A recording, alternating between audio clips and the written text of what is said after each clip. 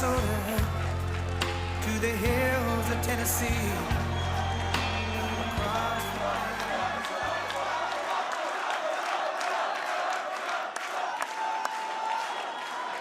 Thank you very much, everybody. I figured you would listen to the whole song, but let's get down to business, right? Let's get down to business. And I want to thank Miriam. This is a great woman, a really great woman who loves Israel, loves the Jewish people. And she's really a special person, so I very much appreciate that she was here to introduce. Thanks also to the Israeli-American Council and CEO, my former special envoy to combat anti-Semitism, who did a phenomenal job. Where is Mr. Carr? He's around here someplace. Where is he? Great job. Great job. Thank you very much, Eli. Co-chairs Avi Almozlino and Tal Schuster. Thank you. We have the honor of having a very powerful man with us right now. He's the Speaker of the House, and he's really doing a good job. Mike Johnson. Mike. Thank you, Mike. Thank you, Mike. Thank you. And one of the very top people in Congress. She's like a rocket ship. She's going up so fast. She totally destroyed the president of Harvard, you saw, with the big glasses, those big glasses. She asked her a simple question, and that was the end. She didn't get a very good answer. Actually, sounded a little bit like Kamala. But a really special person doing a phenomenal job in Congress, Elise Stefanik.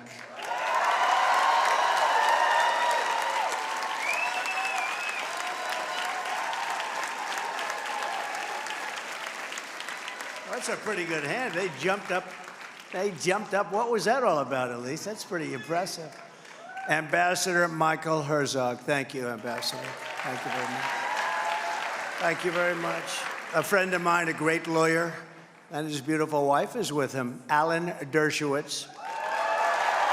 That was very, very nice. Thank you, Alan. And many other very distinguished guests. I have so many that I can't call because we don't have enough time. We're on television, we're all over the place, and I'm supposed to be calling out names that nobody ever heard of, so we won't do that. But please know that we love you all, including congressmen and senators that are here. We have a lot of them. Thank you. Thank you very much. Before we begin, I just want to mention some polls that just came out. They just came out. Remember in the old days, I used to call the polls because the fake news would never do it. I said, if I don't do it, nobody else is going to do it.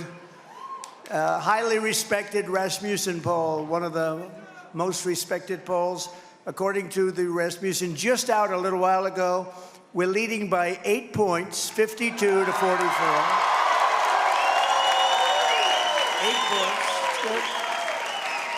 And they were that's national, and they were very accurate the last time, so a lot of respect for Rasmussen. And they also have us up 11 with independents. That's pretty good. The Emerson poll came out, another good one, highly respected. We're up in Arizona, we're up in Wisconsin, we're up in Pennsylvania, 3 states they did. Oh, I don't believe this, I don't believe it. Even the New York Times has us way up in the Midwest. Can you believe that? Oh, that was painful for them to say. We're 9 up in the Midwest, that's very good. And the Atlanta Journal-Constitution has us 3 up in Georgia, that's good, that's good. And CNN, can you believe this, has us? They did Arizona, 5 up in Arizona, so we're doing well. Daily Express, we're 5 up nationally, in the battleground states. So 47 days from now, we're going to defeat Kamala Harris. We're going to take back our country, and we're going to, quite simply, make America great again, right? We're gathered tonight to talk about the sacred bond between the United States and Israel, and it's a bond that's in serious trouble. There's never been anything like it. I believe that we are closer to World War III than at any time in the history of this country since the Second World War. There's never been anything like this period of time that we're going through, and we have leaders that are grossly incompetent. They have no idea what's happening. In less than 3 weeks, we will mark the one-year anniversary of the deadliest attack on the Jewish people since the Holocaust. On October 7th, Hamas terrorists slaughtered more than 1,200 Israelis, including men, women, children, and even little beautiful babies. They tortured, wounded, kidnapped, and horribly maimed thousands more. What a horrible time. Unthinkable. Could not have happened if I was president. Would not have happened. You know that. Iran had no money. There was no money for terror. 28 terror organizations, including Hezbollah and Hamas, they had no money. There were lots of stories about it. We had no terrorism during the Trump administration. Remember that? Tonight, we honor the memory of all who lost their lives in the October 7th attacks, and we pray to God that Israel will redeem their deaths with ultimate victory over those who wish to destroy it.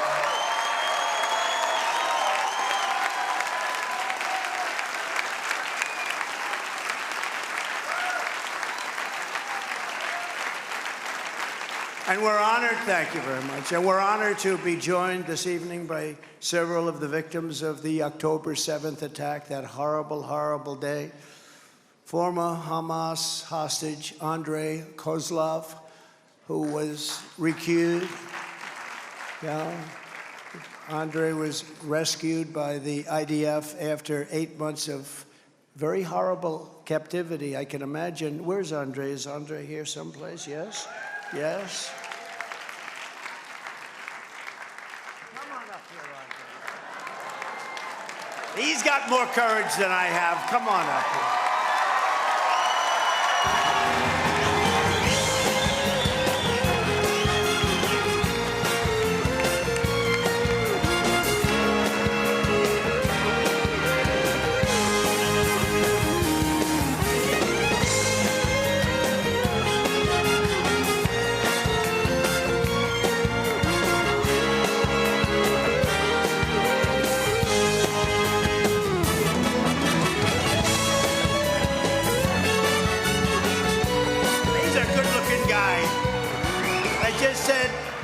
Do you want to say something? And he wasn't exactly sure. Say something, Andrei. I'm a little bit shy. I'm close to Trump, like I'm shy. What can I say? Thank you so much for this careness, and I really appreciate endlessly. Really, thank you. Well done. We'll see you, man. Congratulations. You look beautiful. Thank you so much. He's a good-looking guy. Also with us is Dadi Simchi, the father of Guy Simchi, who was murdered on October 7th. And I will tell you, that was just a horrible thing, and I've said hello. Could you please stand up? What a great gentleman to suffer like he's suffered.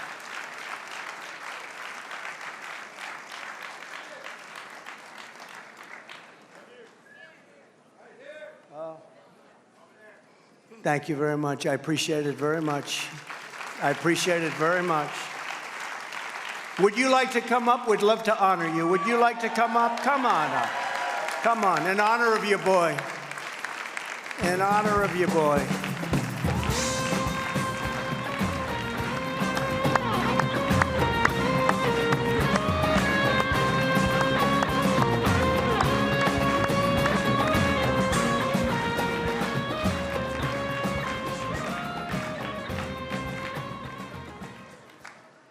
Thank you very much. I very, very appreciated what you are doing for Israel, what you did, and what you will done. I hope for.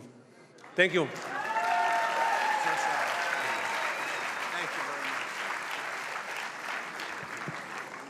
much. Great man. What they've had to endure. Also with us are the parents of several of the current hostages, and hopefully we're going to be getting them back very, very soon. Very, very soon. Thank you all for being here. Thank you very, very much. What you're going through is very hard to even understand how it could have happened in the first place. I'd like to ask you just to stand for a second, please, in honor of what we're all here for, because we're going to get them out. They're going to come out. Thank you all very much. That's a great group of people, and that's a lot of people, too. We're going to get them out. We're going to get them out. Thank you.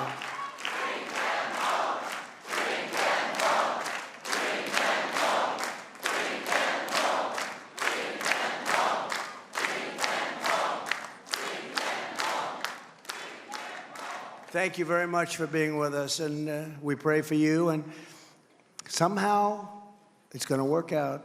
We're going to get it to work out. And this evening we repeat the vow that we have kept in our hearts since the terrible day in October. Never again, never again. This should never have ever happened. This should never have happened. Should never have happened.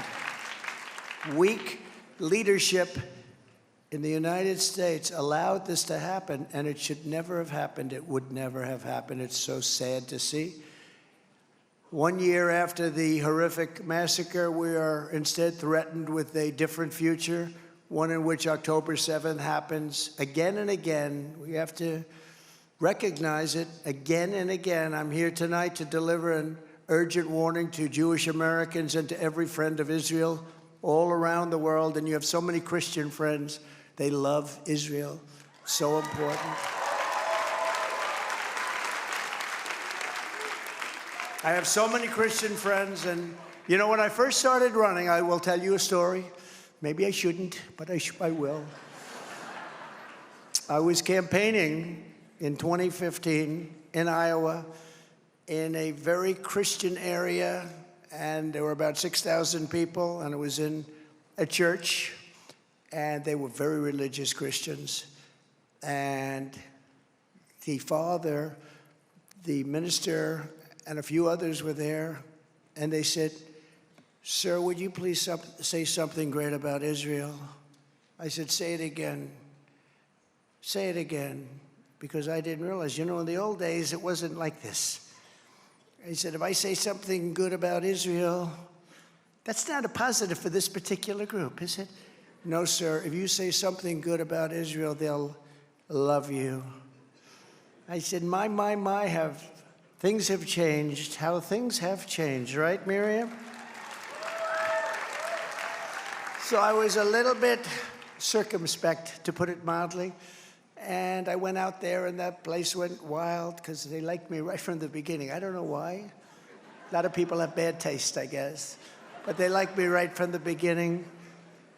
And I said, we love Israel, and we will save Israel, and we will fight with Israel. And the place went wild. I said, what the hell is going on? They love Israel. I hate to say it. Sometimes they love Israel much more than Jewish people in New York love Israel. Alan Dershowitz knows that.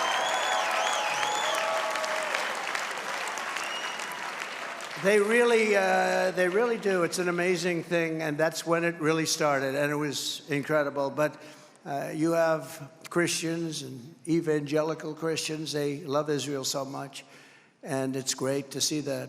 It's great to see it. If we continue down our current path with 4 more years of Kamala, and I don't say Harris because when I say Harris, nobody knows who the hell I'm talking about. I just said it to another group. You know, Miriam has me working hard here. I have this group, that group, but this is the big one, right, Miriam? This is the big one. But don't worry, I said that to the last group also. No, she's got me working hard. But it's sort of interesting when you look at what we're doing and how important a mission we're on. If we continue down our current path with 4 more years of Kamala, Israel will be faced not just with an attack, but with total annihilation. And I hate to say it so much. It's total annihilation. That's what you're talking about. You don't have a protector. You have a big protector in me. You don't have a protector on the other side. And I've said long and loud, anybody, and especially over the last few years, anybody who's Jewish and loves being Jewish and loves Israel is a fool if they vote for a Democrat. But beyond that, if they love Israel, anybody that votes for a Democrat, or Kamala especially, because this is the worst ever. This is the worst you've ever had. This one makes Barack Hussein Obama look like he loved Israel by comparison. But you should have your head examined, because it will face an unceasing bloody war to obliterate the Jewish state and drive Jews out of the Holy Land. That's what they want to do. They want to drive Jews out of the Holy Land. And they are not forgiving people. You found that out on October 7th. By the way, when Trump was president, you had no problems, did you? None. You had no problems. You ever think of that? I wanted to tell Israel that numerous times during the presidency, but I didn't want to do that and then have something bad happen. But nothing bad was going to happen. They didn't have the money to prosecute the war. Nothing was going to happen. We had everything in check, beautifully in check. And by the way, Russia would have never attacked Ukraine either, just so you know. We wouldn't have had inflation. We wouldn't have had that horrible situation in Afghanistan, where we lost 13 great soldiers, where $85 billion worth of brand new, beautiful military equipment that I bought, beautiful stuff. I bought and they gave it away. Beautiful, beautiful stuff. And we wouldn't have that. We left American hostages behind. Remember that. All of that wouldn't have happened. Think of it. October 7th would have not happened. That wouldn't have happened. And we wouldn't have had inflation. It was started by a stupid oil policy and a spending policy. We would have never had inflation, which has destroyed many families. Let me spell out bluntly the danger of 4 more years of weakness in this White House. If Kamala is reelected, Iran will quickly obtain nuclear weapons. They're already about ready to do it, okay? And you know, they were so broke, and I'm not looking to hurt anybody, but they were broke. I had sanctions. Anybody that did any business with Iran could not do business with the United States. I told President Xi of China, if you do business with Iran, if you buy 1 barrel of oil from Iran, you're not doing any more business with the United States, and I'm going to put on tariffs of 200%. And China didn't buy anything, and other countries likewise, other countries. Thank you. Thank you very much. Thank you very much. Thank you. And Iran was ready to do something. They were ready to make a deal. They weren't spending the money because they didn't have the money to spend. And you didn't have a single strike. You had nothing happen during this period of time. It was a beautiful time. Not a single strike. Thank you very much. Thank you.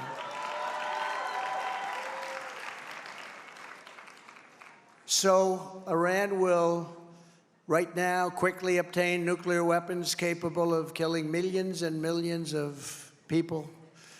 Jewish people, non-Jewish people. There's no discrimination with nuclear weapons, you know that. And the power is unbelievable. And I know because I renovated, fixed, and bought brand new nuclear weapons. We have the greatest nuclear stockpile now. But I hated to do it because the devastation is nothing. This will be Third World War if it happens, and we're relying on stupid people. If it happens, this will not be 2 army tanks going back and forth and shooting. This will be, again, obliteration. This could be world obliteration. And we have to get back to common sense, and we have to get back to good leaders that are respected by the other side. Our leaders are not respected by Russia. They're not respected by China. They're not respected by Kim Jong-un of North Korea. They're not respected, frankly, by anybody. From behind this nuclear shield, the regime will be free to unleash its militant terror brigades to turn the Jewish homeland into hell on earth. They've already started with October 7th. Rockets will rain down from above until the Iron Dome has been exhausted. You know, the Iron Dome's great, but when you send too many, there's not a thing it can do. It's exhausted. It becomes exhausted. They call it that. They want to exhaust, and they send up anything. They call it garbage into the air. Let them keep sending their missiles up, and eventually they don't have any missiles to protect, and that's when it begins. We can't do that. Terrorist death squads will conduct constant raids into Israeli territory from all sides, going door to door and torturing, raping, kidnapping, and massacring innocent civilians. This is what it is, and you know that better than anybody because you've just seen it. A year ago, Tel Aviv and Jerusalem will become unlivable war zones as suicide attacks grind life to a halt. So, as president, I would look at a map of the Middle East, and I'd see a massive, massive piece of land, and I'd see a little dot, just like this stage and that, right at the top. This would be Israel.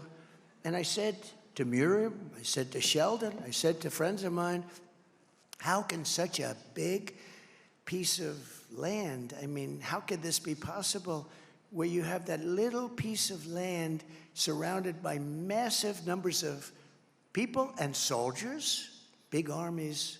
Iran has a big army. Big mistake when another administration took out Iraq. You know, you had two for centuries. They would fight each other under different names, under religion, but they were the same strength.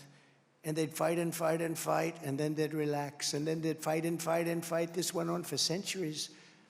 And then somebody who wasn't a very smart person eliminated one of the sides, and the other one was left with nobody to fight. And now the other one basically has Iraq as a subsidiary.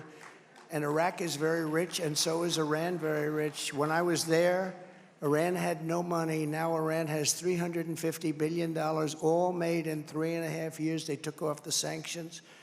But Iraq is like a subsidiary of Iran. Don't let anyone ever tell you. And Iraq has over $300 billion. So this is a very rich two nations, and they are essentially one. And they're getting closer and closer all the time. This is a nightmare that should have never happened. Iran, Hezbollah, Hamas, the Houthis, you see the Houthis all over? They've long dreamed of making all of this come true, and if Kamala Harris wins the election, her weakness and incompetence, she's grossly incompetent. Look, she can't do an interview, okay? And let me tell you, I won that debate by a lot. By a lot. You know, I walked off the stage, I said, man, did I beat her, even though I was against 3 people. I kept saying, I said, what are you doing here? And you know, the things I said were right. Like I said, we have massive increases in crime. And David Muir said, that's not true. The statistics show that crime is going down.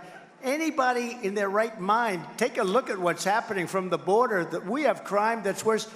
I said, you're wrong on that. Crime is going down. Now let's go to the next one. I said, what the hell was that all about? I only have one regret, that I wanted to be elegant and I didn't want to attack the anchors, which would have been very easy to do. So I didn't attack them, but I should have attacked them because it was 3-on-1. It's like a basketball game, 3-on-1. It's very hard. But we did well. And you know what? Since the debate, we're getting great kudos because they're analyzing the debate. They say, you know, Trump was right. I was right on everything. She made up all these stories, the bloodbath story. She made up all of these stories. It's disgraceful. And that's the problem we have. We have a fake media, and so we have to fight harder, and we have to be stronger, and we have to be much smarter.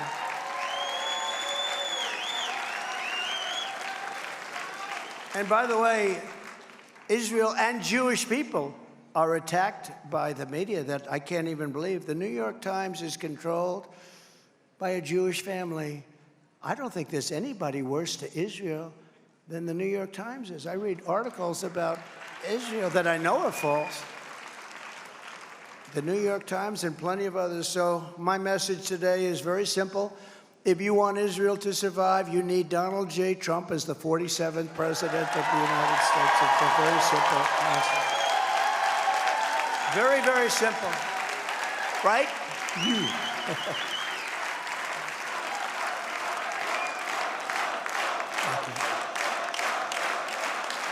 Thank you, everybody. Under my leadership, America will once again stand shoulder to shoulder with our friend and ally, the State of Israel. Right now, all they do is fight the State of Israel. Don't do this, don't do that. I will support the same people that gave us Afghanistan are telling you what to do, by the way, which every one of those generals should have been fired. You know, I knocked out ISIS in 4 weeks. It was supposed to take 5 years. I did it in 4 weeks. I had great generals. We have the greatest army in the world, but not the people that are on television. These are people that don't know what the hell they're doing. They should have all been fired. I will support Israel's right to win its war on terror, and it has to win it fast. Will you please win it fast? Win it, but you have to win it fast if you can. And I was always, thank you very much. I will always defend Israel's fundamental right to exist as a Jewish nation in the Jewish homeland. That's what it's about, isn't it? But remember this, you're under attack like never before. There's never been a time like this that people can remember. This was a period, they say, if you read, and I find it very interesting, but this was just before the Holocaust. I think there's a very great similarity because nobody can believe what's been happening. If Kamala Harris wins instead of the most pro-Israel president ever, which I have been already declared to be, you will have the most anti-Israel president by far, far worse than Barack Hussein Obama. Over the past 12 months, Kamala Harris has repeatedly demanded an immediate ceasefire to save Hamas. She wants to save Hamas. Meanwhile, she and Biden deployed U.S. military to build a $230 million pier to resupply Hamas. The pier didn't work out too well. Every time there was a little rough weather, the thing got ripped apart. Those of you in the real estate business know what I'm going to say. Those contractors made a hell of a lot of money. $230 million every time there's a little rain. It blew apart. Wonderful job. This was not General Patton's bridge. General Patton knew how to build them. He built them fast and cheap. Kamala Harris has even suggested that she would consider imposing a full arms embargo against Israel, and what she wants to do. One thing about politicians, like she wants to defund the police, she wants to do all these things, no fracking, you know, now she wants fracking, no fracking.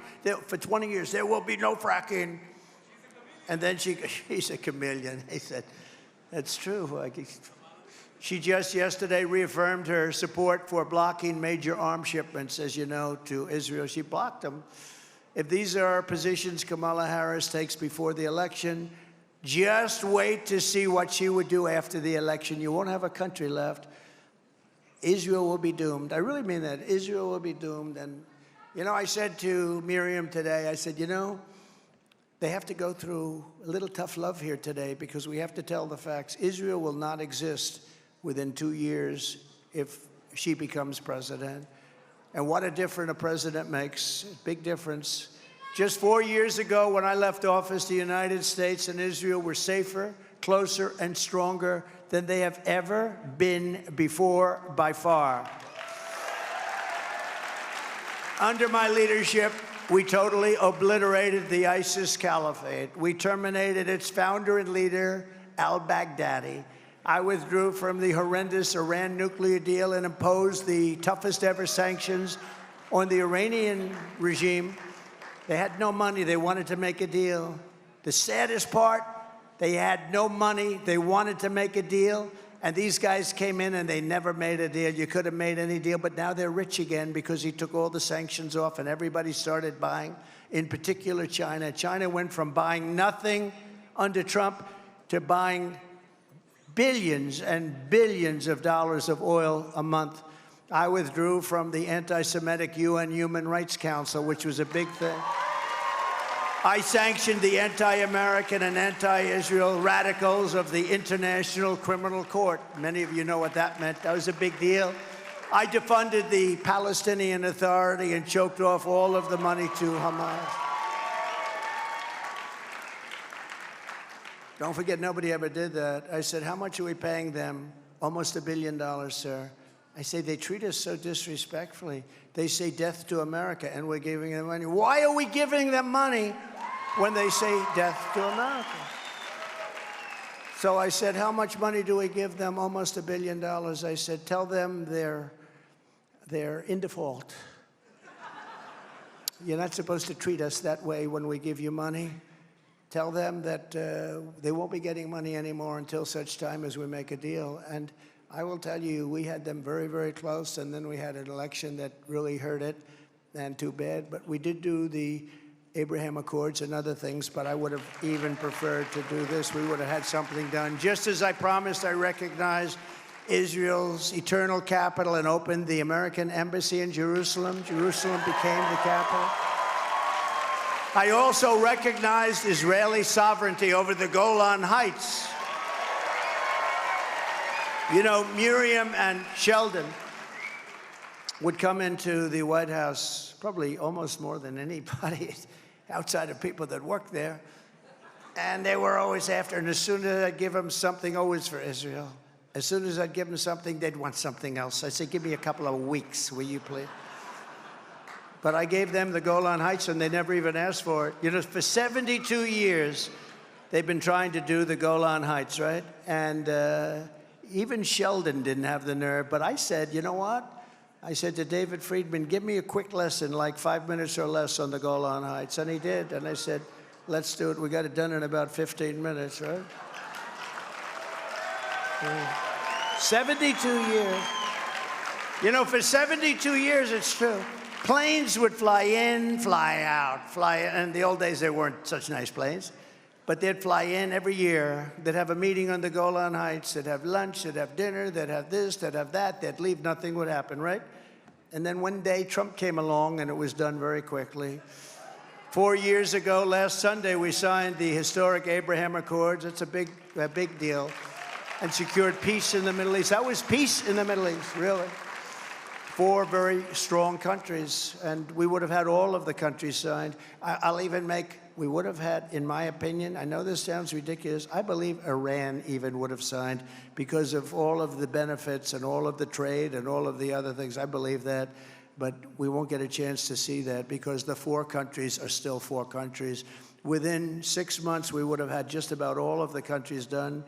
Biden and Kamala have done no countries into the Abraham. It's still there with the 4, but nothing's been added to it. It's a shame. But from the moment Kamala got to the White House, she and Crooked Joe took over historic successes and turned them into unprecedented failure and peril. You know that. Harris restored funding to the Palestinian organizations immediately, giving them billions and billions of dollars. And much of that money went directly to Hamas. Then Kamala and Joe Biden delivered over $100 billion in sanctions relief, all stuff that I held back. And I would have been very good. They would have been very happy. I wanted one thing from Iran: no nuclear weapon. I didn't want much. No nuclear weapon. And now they're very close to getting it, and you can't let that happen. They're very close to getting it. Here at home, Kamala's partnered, and she's partnered with anybody she can. You hear the things coming out of the administration. You hear what they're saying. But she pandered to the Hamas supporters and the anti-Semites in her own party. The things she says, it's not even believable. She said that radical anti-Israel demonstrators at college campuses were, quote, showing what human emotion should be. Oh, isn't that nice? I'm telling you, Israel has no chance. Jewish people that love Israel have no chance. As border czar, which she denies she ever was, but she was the border czar. But even if she wasn't, she was in charge of the border. So what difference does it make? She let in thousands and thousands of terrorists at our southern border. 21 million people, of which thousands of terrorists have poured in. When I was there, I let in almost none, almost none. They had a chart that was a very well-known chart. I liked it very much. It's probably my favorite chart of all time. Remember that? I looked to the right. Let me see that chart. I looked. It's my favorite chart of all time, but it showed the great numbers that we had. But one of the numbers that was released recently was that in 2019, one of my years, I don't believe this number, by the way. It was done by Homeland Security. I appreciate it, but I don't believe it. I had no terrorists coming into the United States. They had 0. Now we have thousands. So I don't believe the 0, but the number was very low. 10, 12, 5. How can it be zero? But they actually have zero. Then I had 0 terrorists. So we used to check it, but we had very little. Now we have thousands and thousands of terrorists pouring into our country. It's so sad, and only bad can happen. Only bad things are going to happen. She imported migrants from terrorist hotspots all over the world, and now we have armies of jihadist sympathizers brazenly marching through the streets of our cities. I've never seen anything like it. Where did they come from? How did they get here? Kamala Harris is the candidate of the forces that want to destroy Western civilization. The other day, in fact, it was yesterday, the FBI reported that Iran has spied on my campaign. I'm going to have to hire Alan Dershowitz. Only Alan Dershowitz could do it. Iran has spied on my campaign. Think of this, and given the information to Kamala. What's that all about? That alone should get me elected.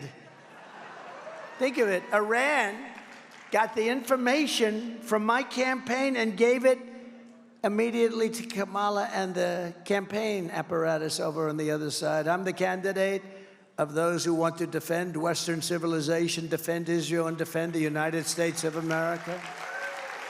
When I return to the White House, we will quickly restore stability in the Middle East, and we will return the world to peace. And remember the phrase, peace through strength. You know, I had no wars for 4 years. I remember crooked Hillary Clinton. Remember, she was up debating me, and she said, look at him. Look at his rhetoric. He's going to cause wars. I said, no, my rhetoric's going to keep us out of wars. And that's what happened. We had no war for 4 years, other than I finished off ISIS. No war. First time in 78 years, by the way, just to brag a little bit, because nobody else is going to say it if I don't. Israel will have the support it needs and the powerful ally that it deserves in the United States. Here at home, I will ban refugee resettlement from terror-infested areas like the Gaza Strip. We will restore the travel ban, some people call it the Trump travel ban, and keep the radical Islamic terrorists out of our country. That was upheld by the Supreme Court, and it really did work. Again, we had no terrorist attacks into the United States. Think of it. Now I'm talking United States, if that's okay. We had no terrorist attacks for 4 years. Nothing. Nothing. They knew, don't play games with us.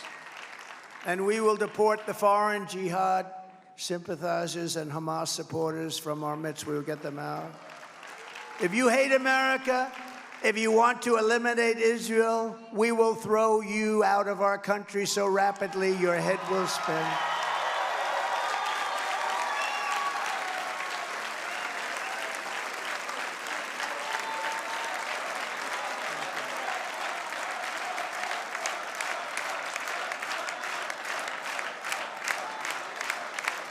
We're going to get them back. We're going to get those beautiful kids in some cases, because they're always your children. You know, they'll say, oh, he said children. No, they're always your children. And some older people also, by the way, but we're going to get them back. We got to get them back. We can't let this happen again. So incredible that you're, to make the trip, so many people.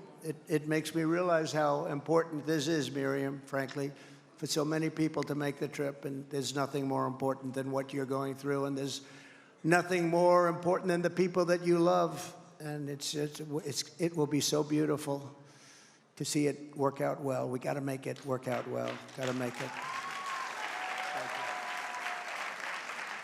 And to confront the crisis of anti-Semitism at our universities, I will tell college presidents that they must end the anti-Semitic propaganda, or they will lose their accreditation and they will lose all federal support.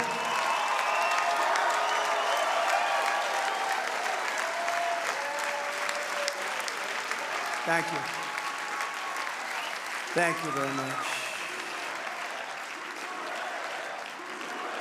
Thank you.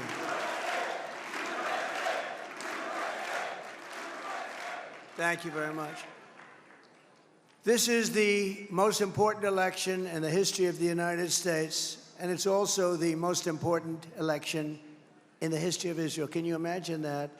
A non-Israeli election is the single most important election that Israel will ever have. Isn't that something? With all I have done for Israel, I received only 24% of the vote. But I understood that.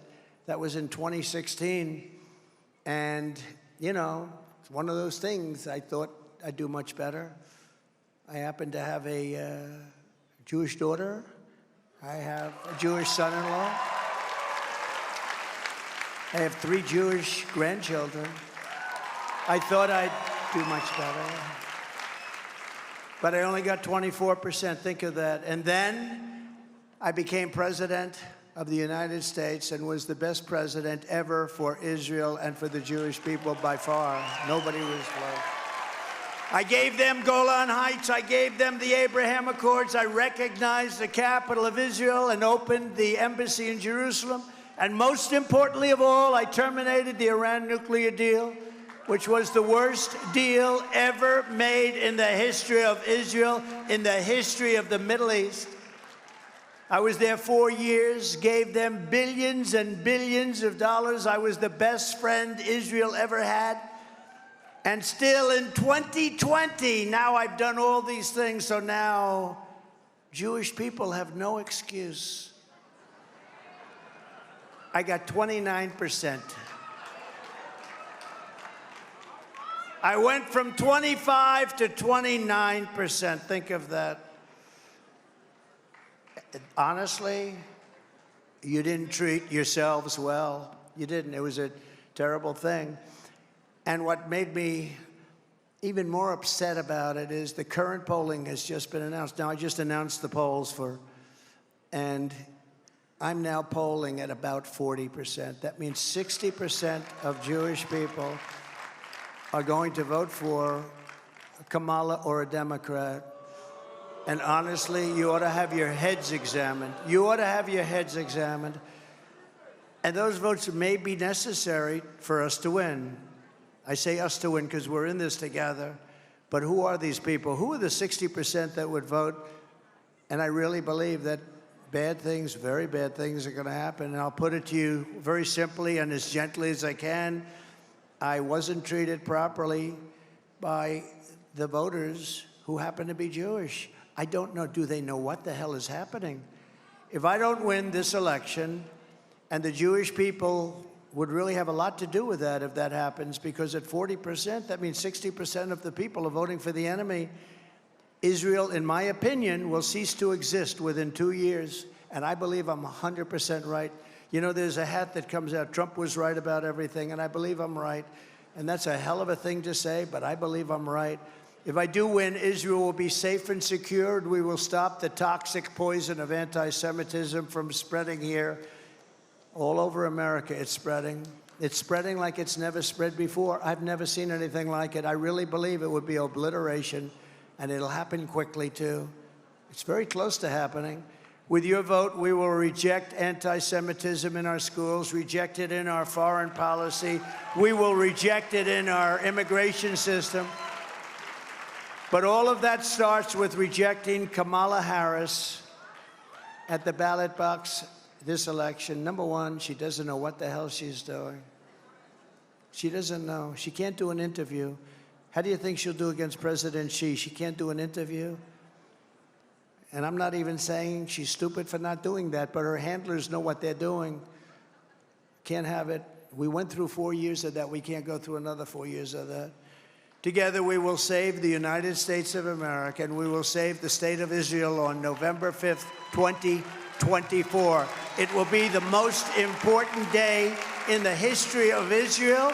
It'll be the most important day in the history of the United States. Thank you very much, everybody. God bless you. God bless Israel. Thank you.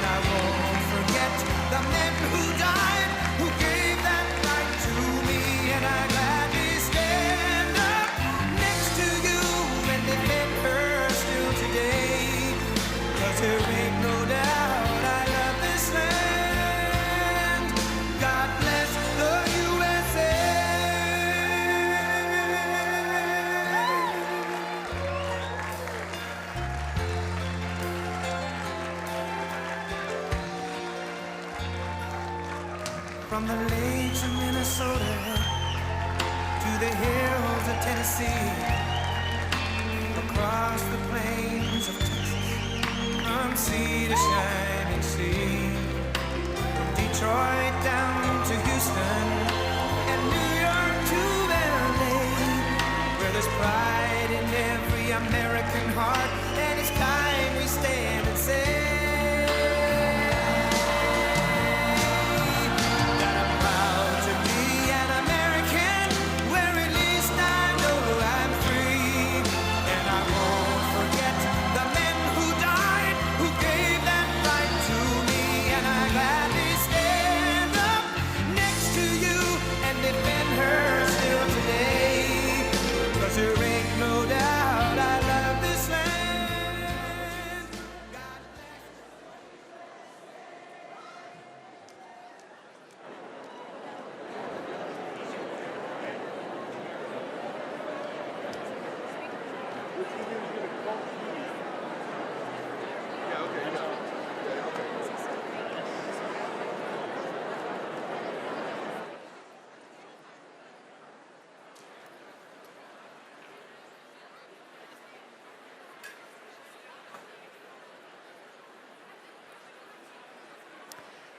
Ladies and gentlemen, please be seated. Thank you.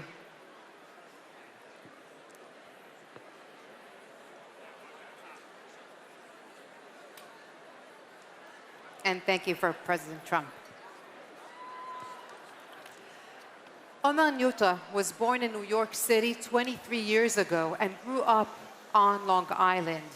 He was the captain of his high school's basketball and volleyball teams and the regional president at the United Synagogue Youth Movement. After spending a year in Israel, Omar decided to join the IDF.